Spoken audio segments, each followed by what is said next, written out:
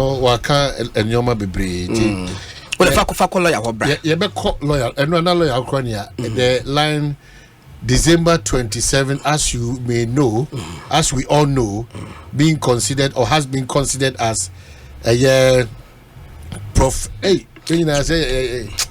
chum who's reflected the cry. December 27 declared as well PCCD day, anti-prophecy compliance day. Lawyer Kwaba to say. Yamna do now so am I. Oh, Yamna do bibia na me cause kama. Yes, maybe boko. I think the corner we you. I couldn't ye official panso. I think over here. I think it's a bibia de na kwem. Come. Now the case is back court and I'm dealing in them. I'm na case by chesa. Case go court and check. It be 30, it be 22, it be I didn't hear. Oh my. So America on case is scratch. It's in Ghana. I check Ghana. Bekachro. It's answer. No boy a ding. Oh, until normally no, almost systems. Mami now just one example. So when ya commercial case sebia, yes sebia sika kwabia menu enya or how enya de court. Enya dia wo de koya na ebia wa hyase sebia mon start litigation. Oma musim konwa.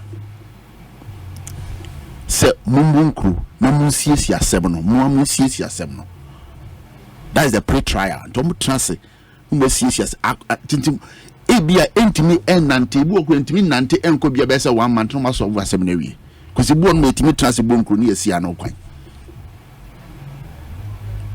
so we say nesiti wona nya wo hu ntiase a wona nya wo hu ntiase a enana obe start trial na nkasa mwenya mhunti ase mugusu agi achini ene yenko full trial sana de bentino ebi won ma ebia na esan se won se eye court no ena emranimfo lawyer fo ena wona manso twefo wona odi wonsem court no ubia wasudie se obehwe se obebua court na asem no wetimi edia ba na wiye entem na atentini etini ayadwuma effective, speedy and effective determination and the speedy trial of the case. It will be a one dia woye it will be on ma wankasa wodu wasema ko court no court be ko na judge wo ho e be free case e bia na lawyer ni ho wonya file case nso a wode wasema ko court no so kwa na se bia me serve o ma hene a me wona nwotwe se ti se me enter appearance process wo ho obu obe enter appearance no akọ transfer o mabio. But two things that said I call back now. You were political judges. There's nothing like political judges. O mahini asema Obama kae was say we should have strong institutions. We have failed to build institutions that are very strong. And those that are strong, no, when I DNA so original brand no, ye pe kweti kwan bi so na say no. Eni ni su eni ban ya manyofo edan di. Bra MDC wo power. Na ye friend say judiciary na political na say judges no me political. Bra eni MPP e wo power no. Judges no o me political. Amenofo no wona na say institutions no essence wonu say so was say no asem no na yaye ne pasa afeni yaye na amenyosem uko kan bia ne say ni we say say dey say institutions and there's nothing like your political judge. There's nothing like that. Bibie ni wonu sa amenyofo no a ene yesa ade no wo tumia so power won't mean ka say judge bi there on the political and as asem ne come on I didn't know one ka say asem ne there akoma me na ankwama me esanse me yedisi na MPP ni ne mu sa ankwama ne there na wo court no wo kwa enima mienu so be lose the case and I be win wasam ye da e na wo wini enti no o kwa bisa ho se so ni wo case ya mi koi me wini na se me wini na yen komra ye ba akua boachwa na fe godon so ye onkomo bebre a be di nigirisi no de ye kotwa ho ba me ba kwa ba onkomo bi wo asani asa back to stadium bibia ye okay patriotic party ye enrada share san komo na se kojo se wo nyomani bia e baba nipa asisi form na e bi nko bi no so what be bebre okay emwa parliament oh dem uti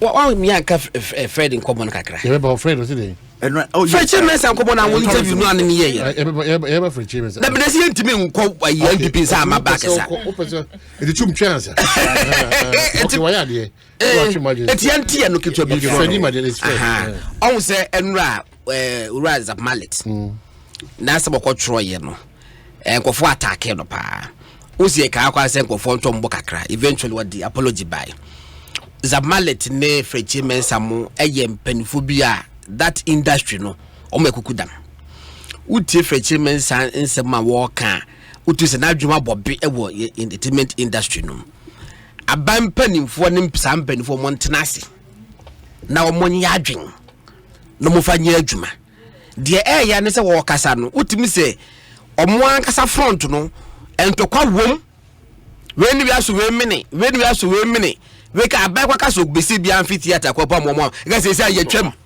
ehoro ntokwa na wo first na ne ye bere ene ye de kata ye ayie no apata atwam ama ye de se de canopy ba wo se ye ne yetwam wo bread kwa wo ni bi wo se chenche afere me pese ekwekoye na yie no ewo ekodisi room mi wa wo ni bre ene wa kwa konya canopy papa enti mesre tourism in the ministry hono awa amom fom nansi fom na omom pe baby kese bia afeso a anase ye programs akese a oman e ba koye no hono one day ba be dis ankomo no Accra Sports Stadium a yedne ene omuntimo football hono mo a okofo na kwadwo mu eye entertainment etonyom hono mo a de be china grass nyina ahye no ne minim the science and data behind saade no me said that hwehwe e be feature community me said that busim but ebia say ke obabi kese bia ye betimi aye programs akese sa e kanye se ko use do Accra Sports Stadium no and akoye te mesre ministry no enhwe there's a way oman abaye tima bomodin aye agenda 111 asi hospitals ameno ka say be mu be 70 edru be bi on be 65% completion e be 80% e be more e be 90% be fully finished full what you say yeah ni na so board the yon e be $30 million ni ade oman aban betime apekwan bi so nyesika asi sane makese mienu enkran ene se kumasi o senka ni tamalu se yefa ne beye no ye betimi aye ama bibie ni aye no mu wase utu se be hie ni monyam yenye bibisa na meboa ye because creative industry no enwa na de ku look and the factories akese no say no kese bi mu we mu na de ekọ hwe ewiase akesefo mo mu sika bebre no ede no mo wo ababa wa ya na se wo Rihanna look sika wo ede no wo wajini dia no wada ba beye say wababebie fashion line kitu bia wode nye skasa ba wajini di industry na manage ni din and we utilize ye no and wode be yes the fashion line na wo ye be ma draws ni blazer ananye no de e de draws e powder powder mum powder na space na niam nkete draws on kan kente draws e de be hwehwe eye me de besi ho o mine Godwin kai wo entertainment industry na nkasa no se ye paniem e be ma yesika ye nim ena se wo hwe tourism foi ministry na nkasa sa o mo hya ase before na ba Ghana na enu na di edi na da so year of return mama na nso ho no mo a beyond return and the free also ba no se say edu Christmas bia na dudu na Ghana ha no mo ba ama Ghana fo po a no mo wa broche edu Christmas na dudu no ma se say dudu no aba aso mo bu nkonta no a Ube ska ye nya free mu. Eti niema ye be ye nipa no ba e me se me bedu Ghana no me kwa Accra me ko Independence Square be free wo unya baabi ya nko no. Yenyi ye saa niema ni bi nka ho. Hwa baba yi die ya wo ye singaton yi. Wo hu dom atwe akọ no mo. Se na amanfo hyehye dem kro munya baabi nko. Cause ye nyiska programs ahoro a omo organize program Christmas ya omo de no anko before singaton yi na omo aboka ho akere omo kenye se lady no owie nne anwumre ya ka omo wo programs ni wie no nyina ka omo be che omo eti people are eager say ade bi a wo be ya ebe ma nipa nani age no omo beba eno so be ma sika ba oman nu mu eti tourism ministry ho de omo adwuma na omo ye no omaye bi so obi ka sa omo nya bi a no oboa ni omaye beyond return ni ekekanka ba omo nya nwie ye ni ebe attract nipa na ma omaba mo no oma ye mfa nka mo na ye mpem kọ yanim lawyer for you oman tourism no ho ye ntiase enema mi ense betima ma Ghana develop tourism agric any sa art and entertainment any bit ma Ghana develop here America the hip hop industry give $15 billion annually. Every year, the music industry $170 billion. In America, it gives 2.7 million job to people. The music industry, that is what it does. Ghana, we have those things. The music industry contributes only 1% of GDP, which is $190 million annually. If we should invest much more, she said 2021, we had over $3 billion in terms of tourism revenue. 2020 we had 2.1. So 3 billion IMF sikano. I don't know. Say if you want to invest into tourism, tourism is our third exchange earner. But ask over the years, investment abanye. So budgetary allocation. Tourism ya kitu ebi skodi ma kitu ebi. Oyo fort and castles. Omusi emrofuni see no colonialization ebaye no. Ghana we have 41. Senegal has only one. The point of no return. And they've developed it. When Obama went there, Ekosiisen Miahiasem, Africa, and Ekosiisen, they took advantage of that. And every year, people go there. Ghana, we couldn't take any proper advantage over the visit of Obama and his wife. Emma Fort and Castle, ye die. Correct, Elmina Diano. Yentimis, yes, Yentimi maintaining a foot, Bibria foot. Young she. I stand to be corrected. But we a year, Papa, we Magizo. Any Jake Otanka Obichebi Lamte. Wakobodi, Magizo. Is that all you were hearing? Nene. Yeah. Omonium Crawford meeting your Mark Torres meeting your Tintin Omemha. No, but Magizo de Panafest. And the Panafest are no trade fair and no keep cause now going on. Panafest away. Jake, before his death, somebody paragliding, any hang gliding. He wanted to make Kwewu as a honeymoon center. I was part of the tourism press corps. Every year, World Tourism Day in September, with me high bus, best 20. You betting from Busu Arboretum, Ediakoka, sa in Kemofo Mosque na war astronomer. And Kofutia and Yako. You do the beer people spend. Because tourism is about spending. You say we develop the Joseph project. In fact, this year of return is a project that Jake did. They call it the Joseph project. After 400 years of slave trade, that there should be that return. The project has been on the table after his death. Tourism Minister BN1 would implement it until say Ekufuado Aban I started the year of return. But it is actually the David project. The Joseph project. And I can start here. I hope say we will not just leave it. But I thought say it was even in rush. See it the year of return. Yentima sustaining for a year or two. Near year beyond the return. It was in rush. When make sure no. I hope say Aban will corner Banfu from bar. They will maintain it and invest much more into tourism, into the art and entertainment. See, yes, I look. No, we should invest more, yeah. No, and you don't even need much to do the investment. We don't. Say, look, the things that Ghana we are blessed with, tourism sites,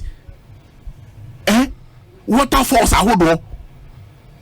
do you know we have Butterfly Sanctuary? Ghana. Me catch you. Yeah, you friend Bobri. Kumasi Kwaso. Baby, I first not told to be one of my years. Before Kubasi. Yes. Do you know we have bat colony? Bat colony in water region. We there's another one to Fiatome in water region. When you go, they have a whole monkey sanctuary. Apart from we have a lot. The tourism product, we have a lot. We don't develop them simple. But say the point is then will be quite a Beusu, Christian Bogi Grana, and Ajeguno. Idea where you should know here. And Ajeguno. Marine Drive, no Macas on Belacusi. Or what you Marine Drive project. What happened to it? Okay, I says our country project. The essence of the country project from 1993, almost 30 years, was to make sure, say, on Betty calling yeah, the boat basis so. I'm a a free tema, a free teshi, a free nungwa. I will be digano. At least they can cruise and go back. It was also part of the tourism, part of tourism, to work in revenue for the state. But how much haven't we invested into the country project from late President Rawlings' time till date? Country project, like we saying, and we don't question them. You must be happy. And once you are too scannagu, you are too aguni, so they will bring another thing. Continuity is not there. And unfortunately, also young Ghana for no. You know, when this man at died, this point, that's kakakra. And when this man died, I call Painty, I call Hayford Painty, Fancyman, I call Hayford. Yes, I wrote an article. There, I've forgotten the title, but I describe we Ghanaians simple that we are a bunch of confused people. We don't know what we want. And that is our problem. We don't actually know what we want. And internet, we keep on the same thing. We recycle the problem every day. We will talk about it every day. So solution is closer to us. We will not even look at the solution and we keep on complaining. That is it. Okay, so let me say quickly, the New Patriotic Party parliamentary nomination issues na baba up no. We are now in Ashanti region. So in Ashanti region, enipa mako enum omoko unopposed.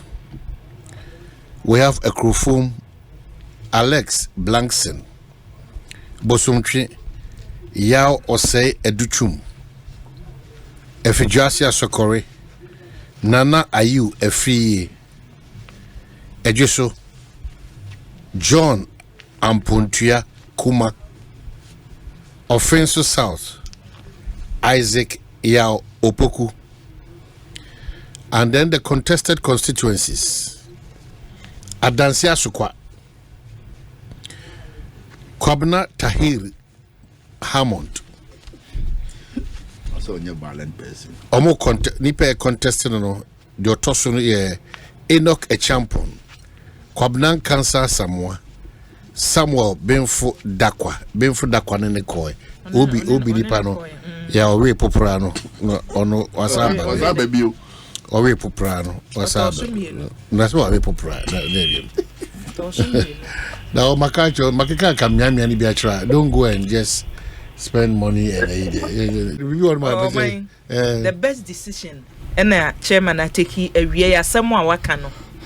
Nipa se a toda na wa nkasa wutumi e bon kompon hwewachi. Na hu se e hadie me fom ye. Nti me nkɔ ne sa bio to admit say this time there say na meye no because me kai before 2020 elections no on be ko primaries no Ashanti region dey free ho ba na nya asem ketewa kwadwo ma mo constituency wonom kwadwo ba mo constituency Asante Achim North sa area ho yeah see o ye de kokot ye te ye see wakoto awie na Dominic nipa kra de ono so kasa ya oboase my any edwedeni area ketia mon mo kra one same benefo no one same benefo de from na de na che say eniema na free mu ba no na satam no tintintinti bi wom say da bi ne ebeye ye wie ye so no ye hu ne si wo parliament e na de 137 na ba ye no ya senkenye from na de ba ko no e na ejine mu ama a ko mo wa asembo no po eti ne so no ankasa tumi ka say this time there wunipa crossa wo so wo be ma de a en ye wa akona koye wade obi ni emwa bi a ye de boa wo from ye party no mpanimfo ye di animu because Ashanti region o man wumpo MPP amanyoko no wachiri bremo pa no ho no mu na firi ena NDC amanyoko no twemfa se ya afafanto so concentration nyina ko nyina Ashanti region afafanto concentration nyina da na se botaye bi si omani so omunim ni omo hwehwe ye omaye omadwe se Ashanti region no setie bia no e wo so omutum nso no eti imagine NDC amanyoko no omude ye shase a no omude botaye si omani so se ebia agenda 1 million votes ye je from Ashanti region omutumi kan ye ya mi mu kan bi on ma na pa hwehwe omo but the point ne say enye NDC amanyoko no nko afafantoi obi on mo beka so na gu na ye den obi nim ni omo but regions ye wo 16 regions wo Ghana hefa na omo float ne omo work na omo yepa bibia center e wo Ashanti region eti so ye chairman e wo sa region na sa wo party ni bedi nkunimu a munyina so wo honomo na wa ntoto niema yie sabri efi sabri ye kwa ubedi party ni hwamo it is good say chairman beka say this time there mehu say na me pese ye no it is support e wo se wonya so no MPs na omo so omo nko bie mu no omo influence wo Ashanti region so obia influence wo Ashanti region no enafem omo fan support no because ono no onim ni weakness onim baby onim say had ye memre had ye meden ti support to be ohia no omfa mo an nyesa sa Ashanti region omudi agro na di omo nsem a ene breaking the 8 no omudi omanu be breaki I see oman on say akua kasa no obo chema wontumi aba so si kasa ai na metima ka cho say this is the second interview this year metie chema wontumi ba ko de me na me be ye no e wo movement TV and want me radio na IGP mun sesem bayi siru besi kasa wo manage papa and then siru wesi akasa to say politically no wa mature ankasa and why Ashanti region chairman third time ni say na so kasa na apart from say wo kasa say no o make sure say obesa dia ye adwuma because say de kweka no MPP funuma no Ashanti region itua ena nkofo ko anyo mane maye ne so mkutu no so no gudi a na say break the 8 na ga say be break as na 8 no po aduru so obi akọ break na ayi ba ko bi abemu am emenwanwa kakra party for the hwe ne ye Kennedy kankam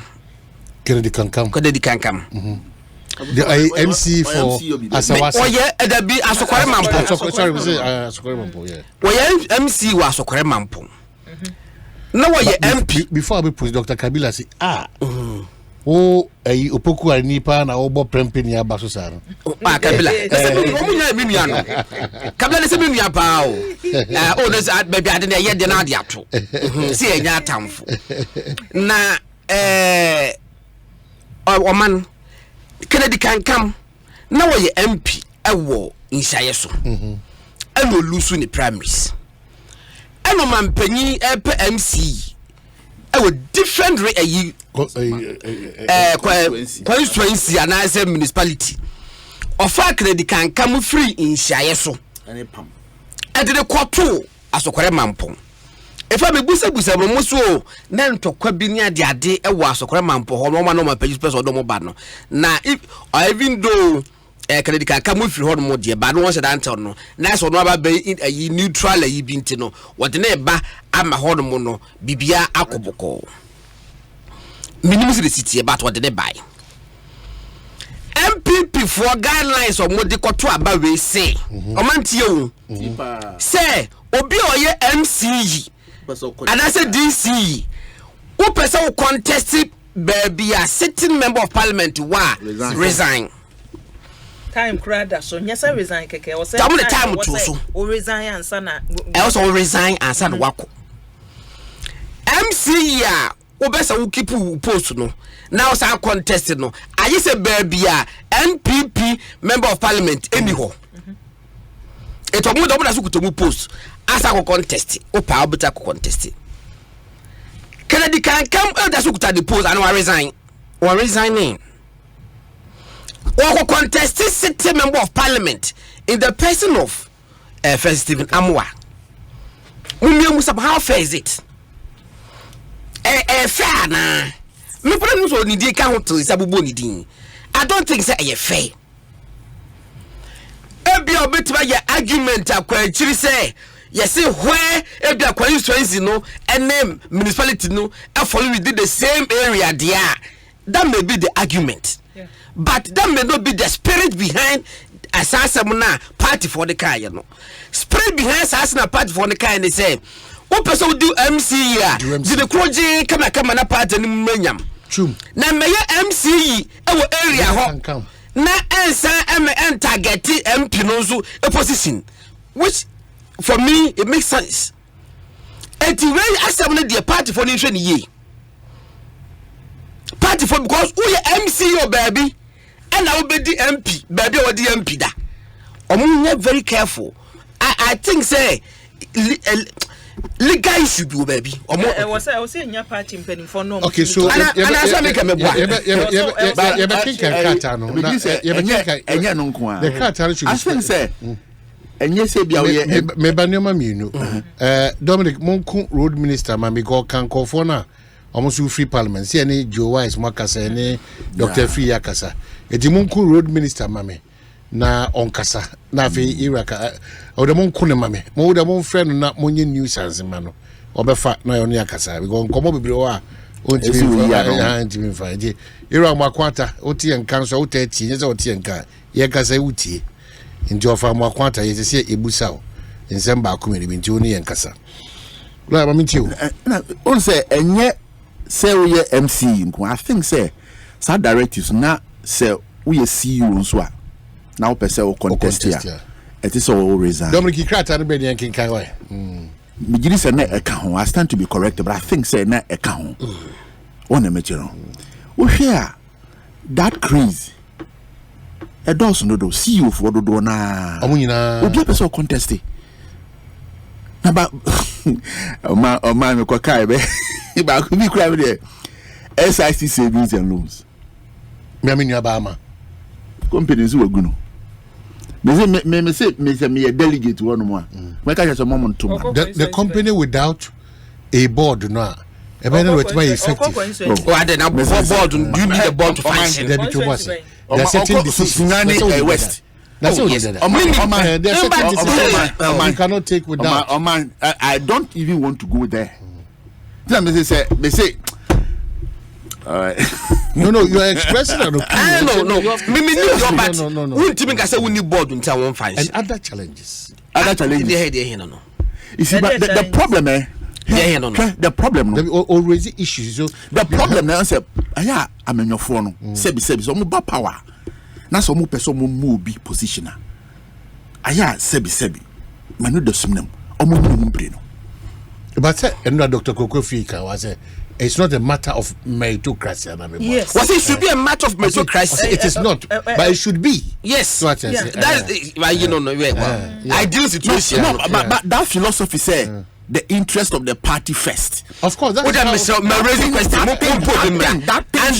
It shouldn't be come as seven, Mr. Marizi. One problem.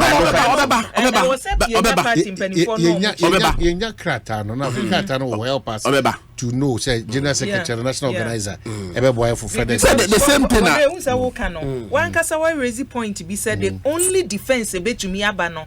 Bear say it the same on your mansin cratchy ewo isha who kwanya so timba but no ya drink catch eti party mpanimfo no be no that's so you e be no that's so te or that's so one raising question by you back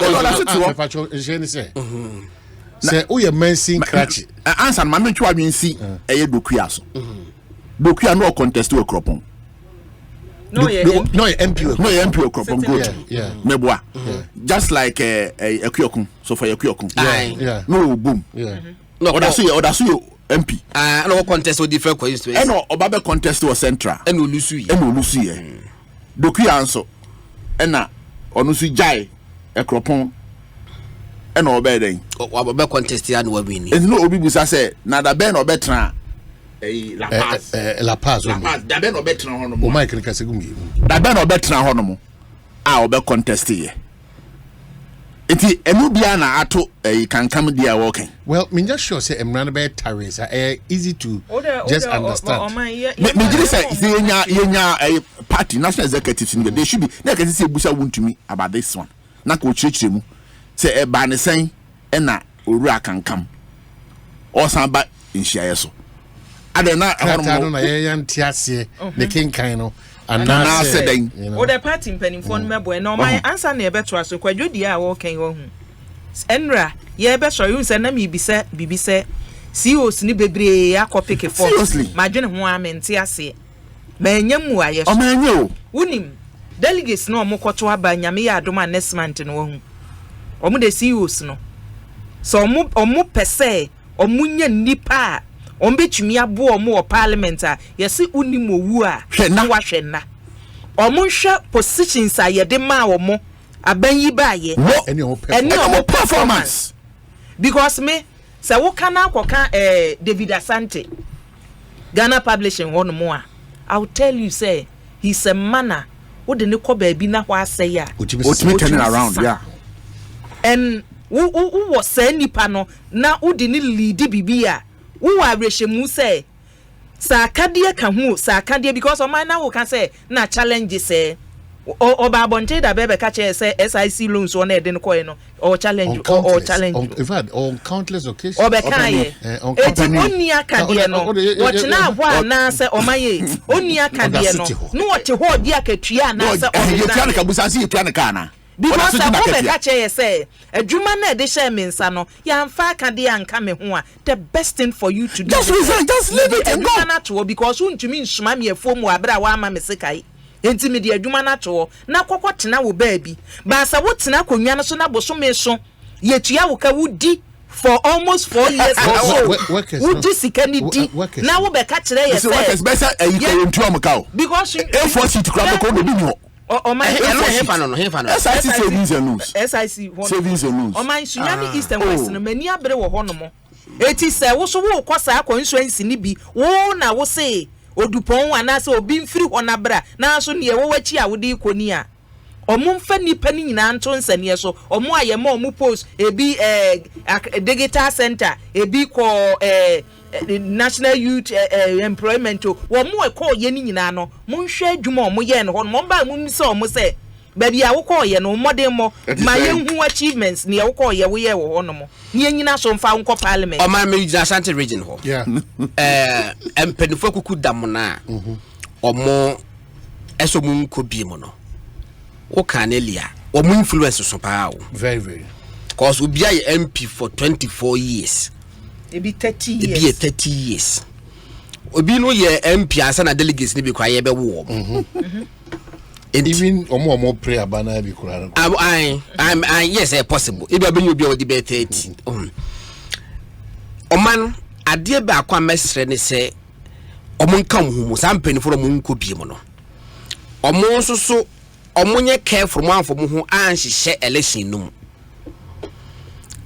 Yempese be wie no na wo ye former member of parliament ya wo tie kira and wonunti entokwa aba party no was constituency no metra ka cho say ebinum kwa omanko no asumdwe ade aba party was constituency no you have no idea Ebinum kwa omanko no obi de say Benito but also about parliament 2005 Benito yes about parliament 2005 you see that Atwema enclave ho no Atwema ho no mo no Atwema enclave Atwema kwa nwoma yes Atwema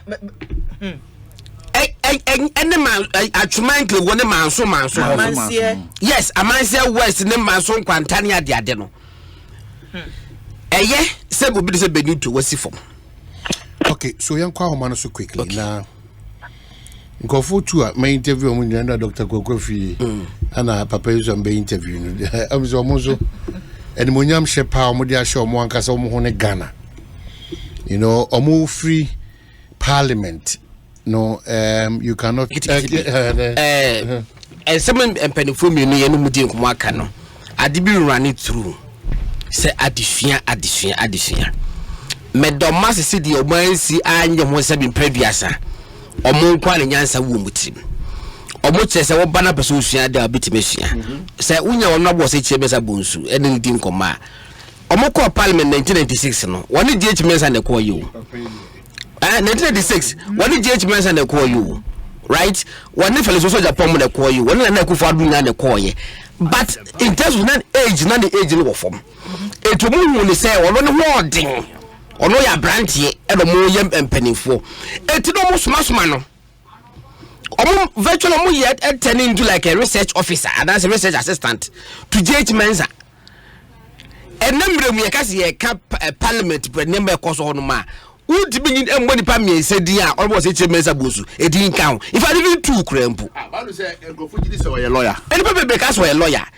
but enye se ba keke enye number of years na wadi parliament man ni hu o committed ho say obesua de wan ba bi no manadwe ne say mene Akufo Addo yina ba parliament 1996 enti yepe o hu ne say president na Akufo Addo e lawyer GH Mensa so woni politics mu dada se na ro GH Mensa boso wo ba eti wo demonasi suasua de e boa wo mu enemre mu se de na onobu jo wa se ka no obi te parliament wo MPP ni when your position ever been it the book 4 years what the parliament meanwhile also call primary so Emma will be a lusu ba kwado no lusu the primaries no one lusu to asika wo what if ye wonya hwe ba wo there at least we a member of parliament is a court board cross ka hu as the buddha so fu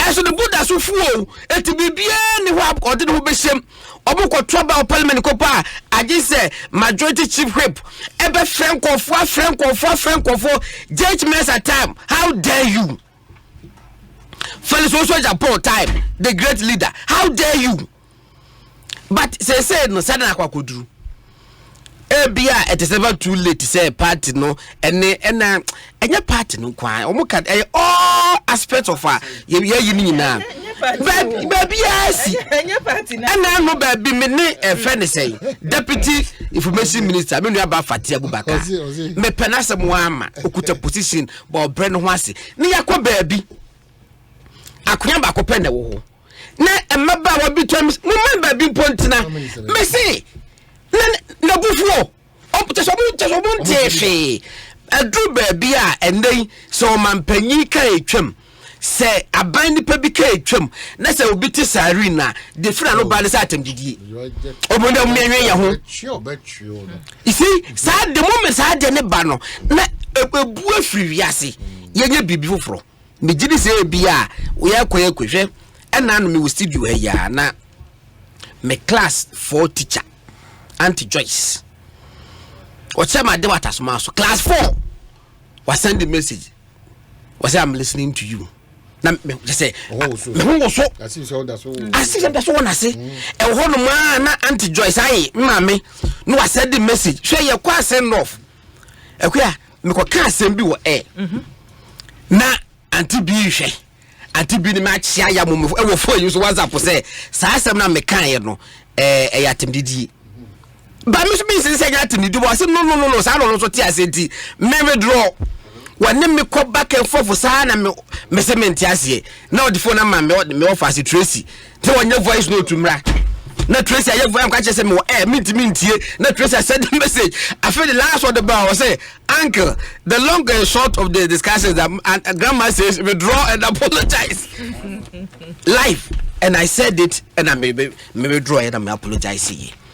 Men ka say me so me say be men kwa me buade o wiase ana me nim bibi but ye nya nipa bi atem bia on betima krakra ye adanda ne kakra enne ye se nipa ni futufuo bi na make say o hwe yera my gizo nene obenya no wasem yaka debi obenya no wasem aka ye boli dia obi aniji hwe kodwan ka ya MP dawo kodwan ka minister dawo eti nipa hwe ne ma ye kakra enna adabia me hu sa de ye me ne kofo ya argument ho friends with benefit no hey I say na advert bi wo krom ye friends with benefit friends it me ya me just say okay sa de no nti e ka ho obi no bi e kofa damfo obi no bi okwa adwuma mu wo kodwani group bi a ade a wo hwehwe first ne say e ga de menya but I just emphasize obenya in terms of money, material thing. Yeah, no work us group no. It will join MPP no. I do plan say we be minister. Why MP no anya minister pompa partner in the morning. Sanity. Mindset. The mindset no. Interest. Enu ni ade interest. And then an MPP amanyu kuya muso mbreki 80 no. Wim ade e ha opa wo muso mu breki na so mu no muso mu breki ba say ye de anu na breki 8 kenya omu na di kan yo breki 8 organa ade no ebc da wo mighty o ebc da eti the normal the usual way yo mo ye no wo ya unya sa results no wo ye something extraordinary ni obi nya bi da to break that 8 no. But this is the situation as any Godwin can no. Sa pesa minkuminya no. Communication kure was MPP amanyoko no omutumi ye na adwuma no amaye no kakra na amatumi aye no mo beton ama manfo agya. Was onya hwe. Kona apart from onya hwe no Godwin. Nipa no aye di sika ama no say make sure say communication ne beko no what is kan so. Tofo. What di sika no. Wadi sika no o e no mo ankasa nim say godon ba kuto na say enu achi ya isi kofo bi sika akọka obi hodo ma okay if I see that be me was me too kwan time aso go break him sa that be sika na kodi abranted hodo enkofo broje sika de ofa nkoma wo mo enya kra sa kofo broje sika be di wo fa koma wo mo now expect o ba no wa ya bufu dodo me pamcho ene ye ekofo broje sika ofa ma wo mo Dominic ene Kate birthday Dabi kan ya te dada minim ni fa kro na se wayera kwa isa kwamra kisi we yeah me kan say ene Kwame Dinkra the legend apotitimat birthday party no say no kikan wo kan hwe kon Kwame Dinkra say ositi osi munye ne o but woni ni pehia hwe ni human relations hwe ho brase but enemrantie ya bai the policy of reviews ye kwaba ke kansa nhuru sa ana Gordon anafi lawyer Kojo Fojo ye da su jina na me ken kata lawyer me jisi what kata na me ken kan no we take a crack okay mama say one kan wi na mama say sisu dua bi na afi ye ni san komo na afi ye fa adamata sin wrap up yes insha so de na ye insha kata na say maybe here na me say ho na me yi atum say decision of National Council taking regional and constituency party executives who wish to contest in the primaries in the constituency with sitting members of parliament shall resign from their respective positions not later than September 20, 2023. All such executives shall tender in their resignation letters to their respective regional party secretariat not later than September 2021. Number 2, no, and of interest to Papa. Number 2, they say metropolitan, municipal, and district chief executives in constituencies where the party has a sitting member of parliament. In constituencies where the party has a sitting member of parliament are not eligible to contest in the parliamentary primaries for those constituencies. So I think say ABR some better vetting. And I think this, this will come up. Godwin, many Godwin, don't see we are. A chess me MC war asokore meboa. Yeah. Anna, me need problem be as me ba because me nye MC ewo eye era sticker baby a odi ni juma. Until you can go to the other side. Bro, for can yes no. But 2 levels. But one can be. Or say where metropolitan, municipal, and before we said that you count. Okay, regional and constituency party executives who wish to contest in the primaries in constituencies with sitting members of parliament shall resign from their respective positions not later than September 20, 2023. All such executives shall tender in their resignation letters to their respective regional party secretariats not later than September 20, 2023. This is where we are running to. So Kwakwa did same, right? Yes, Kwakwa resigned. So that's where the issue is. Metropolitan, municipal, and district chief executives in constituencies. I was starting from regional near you know. I can't wait to a boom. The first one was the regional and constituency parties. They have their own, their bit. They have their bit. Okay. Yeah. Then the 2 was specific. The 2 says that MMDCs, that's metropolitan, municipal, and district chief executives in constituencies where the party has sitting members of parliament are not eligible to contest in the parliamentary primaries for those constituencies. Shadio was say the latter part was say where the party has sitting members of parliament. Yes. There's a sitting member of parliament. But no.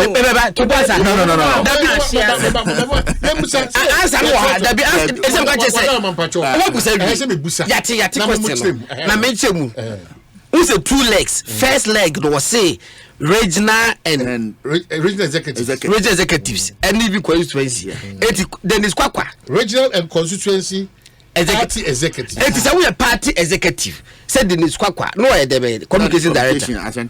Me patrol that constituency na eyenedia. Dabi. You see? Ambassador Mamponya dia. Exactly.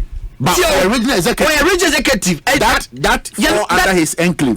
But you know the spirit behind the decision by NEC. You understand? So we are looking at the spirit and not the letter. Yes, that's the spirit. Yes, but the spirit give life. Okay, so in effect, it doesn't matter where you find yourself at all. Yes, sir, sitting member of parliament were Hong Kong dear. Now so don't go and contest. Don't go and contest. Now contest. You have to resign. So we MC bunkrungu now ba. Let's say ba sante achim south. Resign. And so we this MPT so as all resign. That is the spirit. Yeah, it's not the letter. No. Say party ne say nyesa na kire dia. Ju ombe. Omuncheche ni ehwa. Say obi so kokoko say there bi o. Na say ne me no. Mo say baby a sitting member of parliament. That is the letter. Where for interest rate? My spirit they say it's the spirit that is talking. Please. Because I elected on quite without the spirit there. It doesn't make sense. As well as spectacles. It's meant the message. And penfotion of fancy mumbra ye. And penfotion of fancy mumbra ye said be ya. And go for 1 2 and 3 as that might. I think that me hold the best and make me come. So we are just about wrapping up. And lot of text messages abba you can see a text message but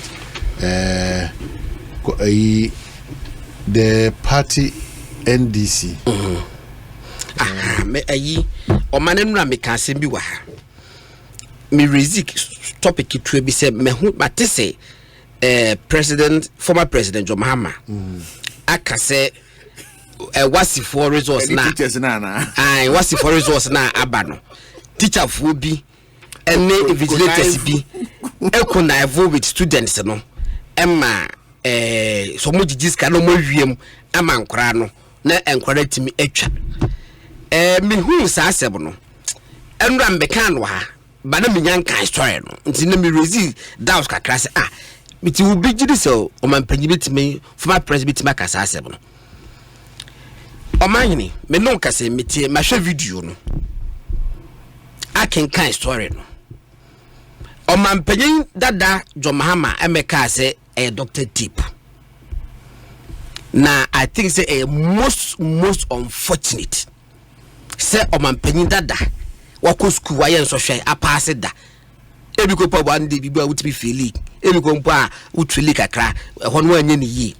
Ya wo ma enso so wako school apasi specifically no kind man panyin that John Mahama say na say what's the resource na bank credit twa bebrebe no teacher for ene panifo mo hwe social no so no ene enkra no eye awe omo conniving with them no mo wiem en social no crew minim no crew.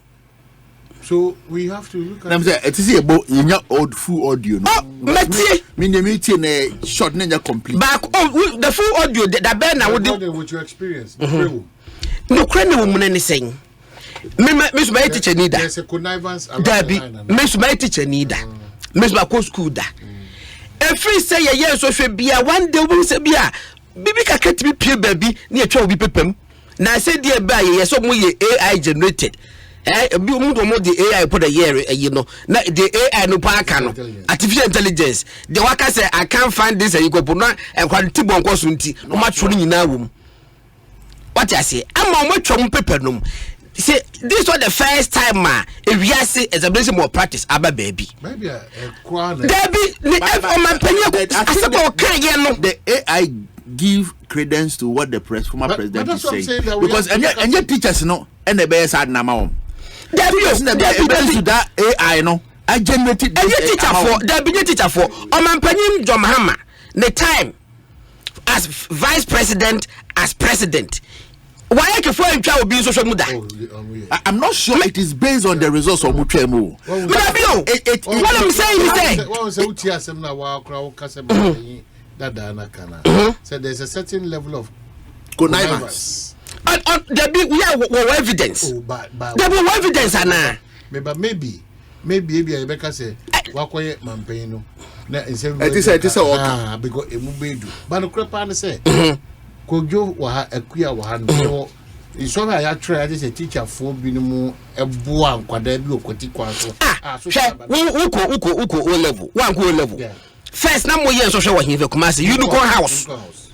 Misa pa na me tesa story no na teacher ni bia ye bi dia ma obi ema ye say be che no Unicorn House ema o jump free so be hwe form one tesa asem ne da enti won susu unless what evidence and you see the one who see canon he is creating doubt results or creating doubt over the results then for the performance yeah and the one you know as a former president who can say we ya baby akwande the result be ko bia no na o mo ha ya nyina ti we ya ko school ni bi it is former schools wa ya ko no at the body be so see a crompa ya we be school 20-30 years ago crompo na wona ho ane how Upo school ni din say person who go school we ya even though na water the asem hu ni see you and so they become true. As former president did here, it is a very reckless statement. This one making. True. I was so jai. True. We to mind your voice so that we will not even go. Yeah, mum ya mon yentie. Ya nye ne sa. Enkura kwa ye so hwe. So kama. I think encourage them where you have to also ask the former president and say at what point in time did the teachers connived with the student? Yeah, of course, you can ask those questions. Yes, I mean it is quiet, and I also expect maybe Nat or Nagrat to I'm surprised. Former president, if it's not true, they should because opening meaning say I think there's something maybe he's out. Yeah. Oman,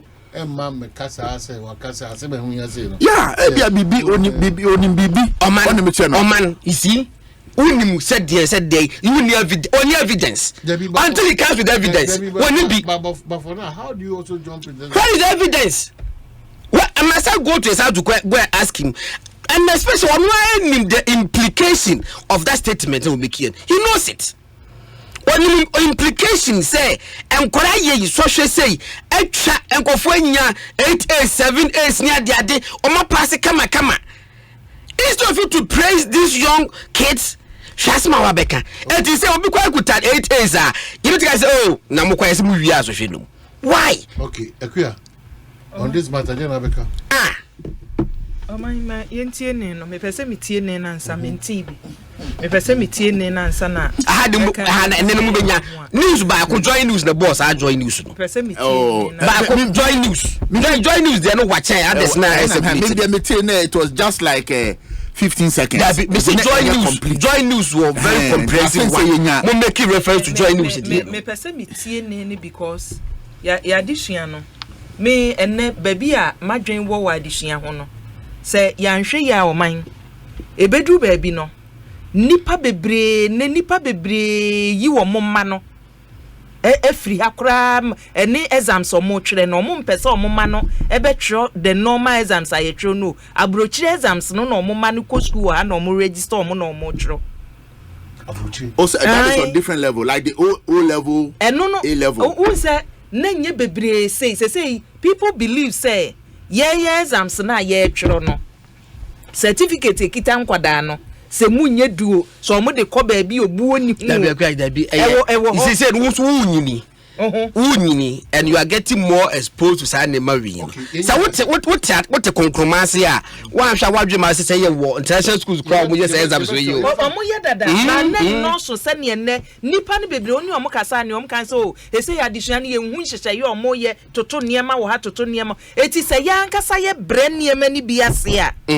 nti na me se me pese me tie ne no ansa se kwa wo da me entie ne no man ene de ebetie ba twum ye ho adwuma ba ma me fa we ntwa me free DVL ana ba ti wo a wo adwuma ene registration ayi di na me ke wo kasa tie wo adwuma na wo adwuma wo ye no on be hani pasa ana woni okuta wakoto ka wo na emo what you say on be hani pasa fa ha do no say ko yo ni say omo Uber ni yango for so yeah ometua vit no ometua pa biometric identity verification for DVLA services.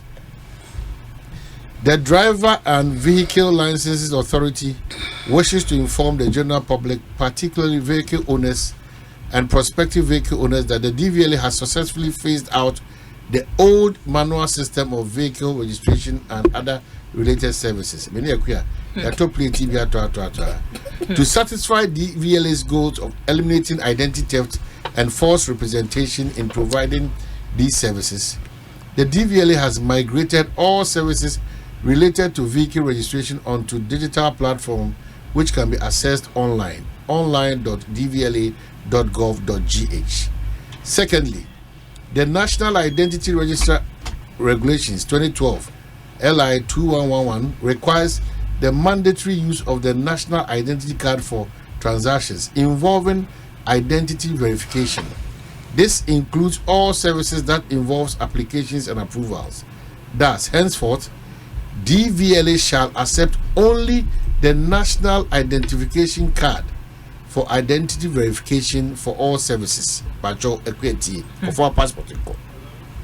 The verification shall be conducted in person at any DVLA office or remotely via the mobile app DVLA Verify, available for download on Google Play Store or Apple Store.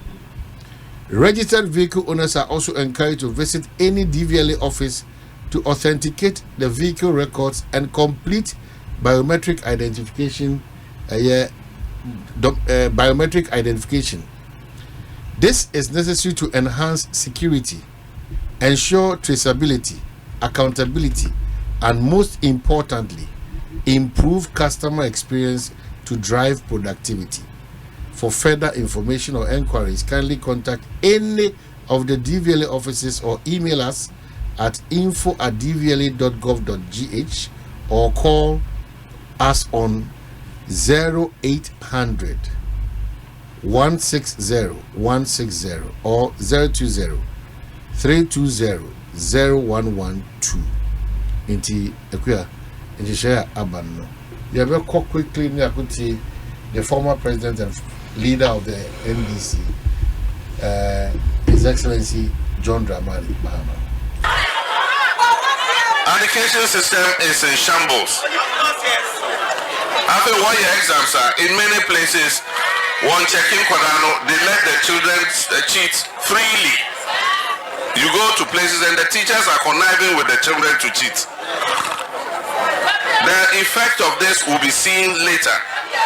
Because you certify these children, you say he's of this standard, either basic BECE or SSCE, and that child will use that certificate, go abroad to a school, and they'll find that in Ghana your qualification is not up to what you say it is. It is going to affect this nation. The things we're just doing it, anytime the results come, you say, oh, the children have performed better than they ever performed before. You know, and we all know what is happening in the system. Education system is in shambles. After 1 year exams are in many places, one checking Quadano, they let the children cheat freely. You go to places and the teachers are conniving with the children to cheat. The effect of this will be seen later. Because you certify these children, you say he's of this standard, either basic BECE or SSCE, and that child will use that certificate, go abroad to a school, and they'll find that in Ghana your qualification is not up to what you say it is. It is going to affect this nation. The things we're just doing it, anytime the results come, you say, oh, the children have performed better than they ever performed before. You know, and we all know what is happening in the system. Asempa FM. Asempa FM. Lawyer Mamisha, sorry, Ekuya. Oman say you can't examination more practices are. Nyen nene shase. Why for me de bi o mutwa nkwala ne so hwemu a. Me tena ha sei gi awofo ne senka omunsi wo moda. De bia ombeka ene yedi enim ene yetwam ene yetwam the last time minya penina or wo wae ko ne kasa wo ha sei no. Bibisa ne se obi asiw moda oso omusiw ye da. Enye nasem na mmom kwanya ye betumi afa so a sa ntokuro ye dedemu ye tua no enu na ye nhu ye ba etoda na oman ye politicians yi kasa wohu problem no do obi kasa eni hono mo ana oboa ba se ye kama ne ye se afei na nsori a ye twero wo magi mu no ye wie mu eti ebesei oman ni din a wa ma solution bia se ye nkoni se yo na asem no so a wo ka no omanye nne shaase from time wo wa be di president de nyina no ye hu bi wo mayi mu me ematan ne nkwala na ye misuma omo oman imagine say wakotro nsohwe me kwotro entrance exams akolegon no omutwa exams na ye twero ye num na saada no jai ye kura mrewane nkokrafo ayi me Ernest Every na show say paper no Ernest na kaba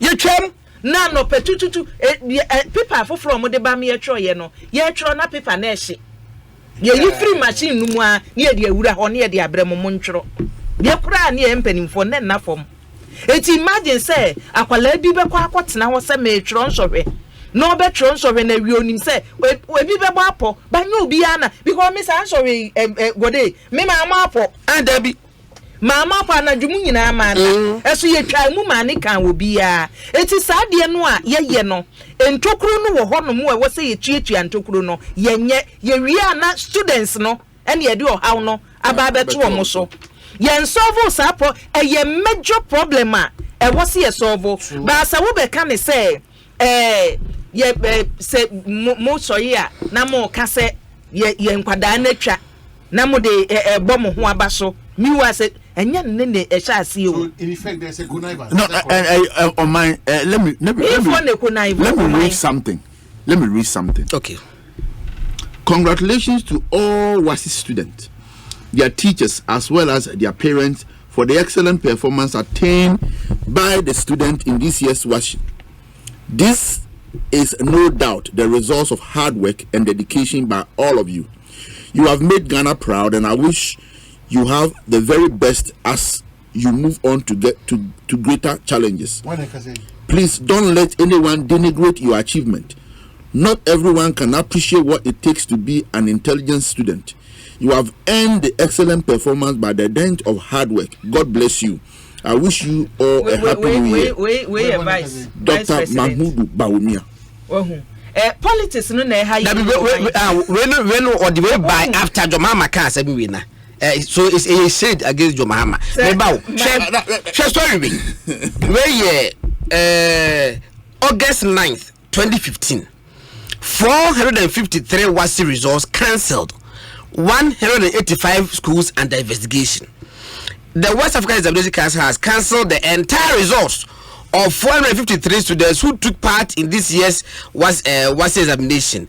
A total of 1,859 students also had their subject results cancelled, as 8 candidates who had their entire results cancelled will not be able to sit for WAEC exams for next year. Furthermore, UBS was a BK for the see ya cancel the paper 20,000 demu. Then as former president, you are worried about Sadia Noah as a subject. You beat Maka Wasem.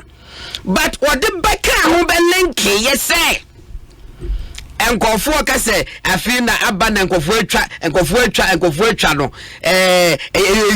Mudia. There's a former president of Bono, Facha me, Nanikropo Brenquarano. No, he's been envious of the achievement. I don't want to believe. Don't worry, don't have to believe. As someone I can say, what raising issue be what raising issue this is what raising and say I am the Yasan Krancha on mine and the performer got your time we are passing. That's the issue. We said the we will not look and give room for the politics of education, no, because at the end of the day, products na ebano effect biana it go beyond the families no free mobile. A baby show mine so. Until you were front runners are policy makers and shapers. We expect that if they have set they are in the known of certain weaknesses be what the system, we all should find a solution to that, because the first case I see there's a collaboration between a teacher for no, the first was say education is in shambles. In shambles, what's the one?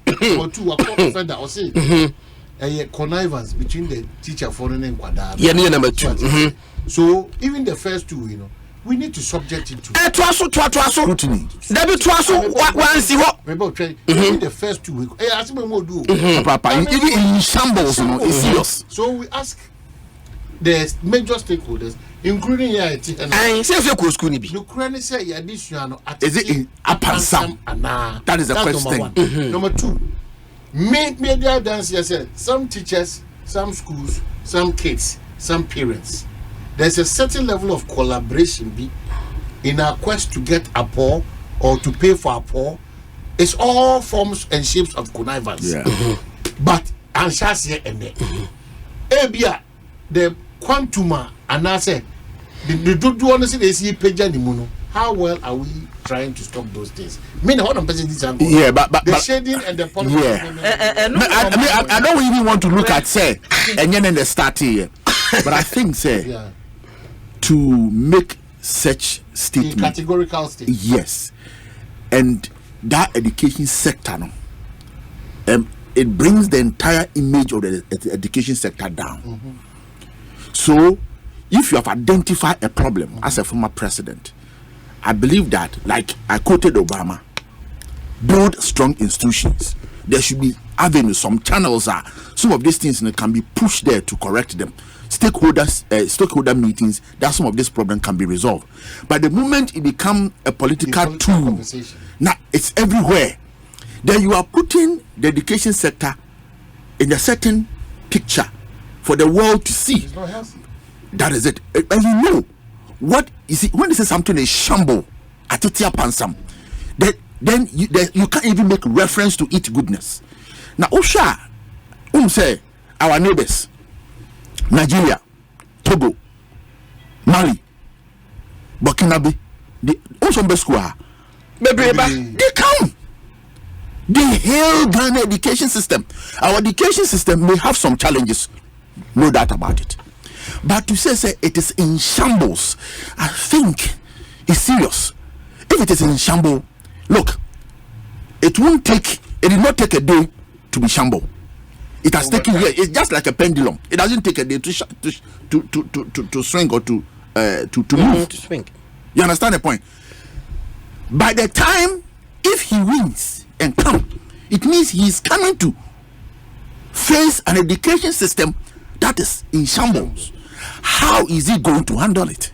This is a question we throw back at him. Exactly. And only question you say you two bibia who maimu because na Dr. Benjamin Kumbo can say ye a nation of talkative say adiachia ye beka sasa solution bianca ya sama ye kanu because presa wo ba be di o mine ni mo mine ene wa be di bida na say wo say Ghana for nsa ma umra eti wasem bia wo beka no e wo so ma Ghana for hu say net ye me ba say na be ya solve problem no maka say 2024 abato na ye kwoto no wuni pa kro di asem ne beto ho na wa nkyere ye say o hawo a o man hene di abanie kwanya me be fa so solve problem ni na so be ka ne tra na wo ka say me manifesto me di aba we ni na meye na wo ka ne tra ye ntie ne yo sa ma ye mu sa asem na wo ka no wo betumi aye kwan be na abefa so aye no because asem we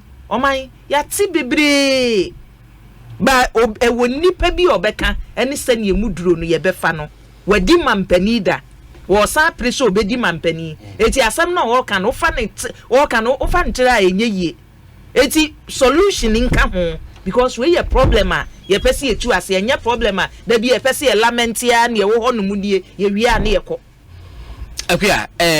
for the past 5 years eto de bia what say enkwara kwodwe nsosha no for 10 years enkwara kwodwe nsosha ba ho an say say question we na liki yeti bi bo mutimi yeti say paper na liki well before on betro nsosha no na why kefu atwam this particular years omkoye yi me man tibi obi a wose wote say paper bi liki no o maka minti say the enkwara si atwa ye no nkoba mo bi e di no say Ghana no. And issue why do you want all of us to follow the the issue of more practice now Jomama are raising obi raising except him, so it is incumbent on him to tell us say more practice na see we mu ewo hin artificial intelligence no mo de ba say ebi mu use artificial intelligence twem na no ne and no mo say o match you also come more practice no but enya dia that widespread that abe topical John Mahama walk can show man which 1 2 3 4 3 4 no was say encourage so the go for the bomusa for hini say o my yard. That is where his point is. Okay. It ya o my yard no e won raising doubt. A former president raising doubt on the sterling performance of 18-year-old kids, 17-year-old kids. What is it? Why? Are the only is that right? And that's all right, no problem. But all right, Mr. Rice with me. I offer me opinion about what on waka. The waka no will raise doubt about credibility of why kura mu Okay, and down to indict Ghana teacher for and not for more AU 2083 me das. Let me teacher you. And I feel so scandalized by what you have said. Obapa range of products. Say ye ko. Now what I mean to me too quite. Maybe afishapa. We African combat. So Obapa products no your Africa Queen mackerel, no your Africa Obapa sardine and Obapa tomato paste. A bronyo intimindi without it. The Africa Queen mackerel, Obapa sardine and Obapa tomato paste.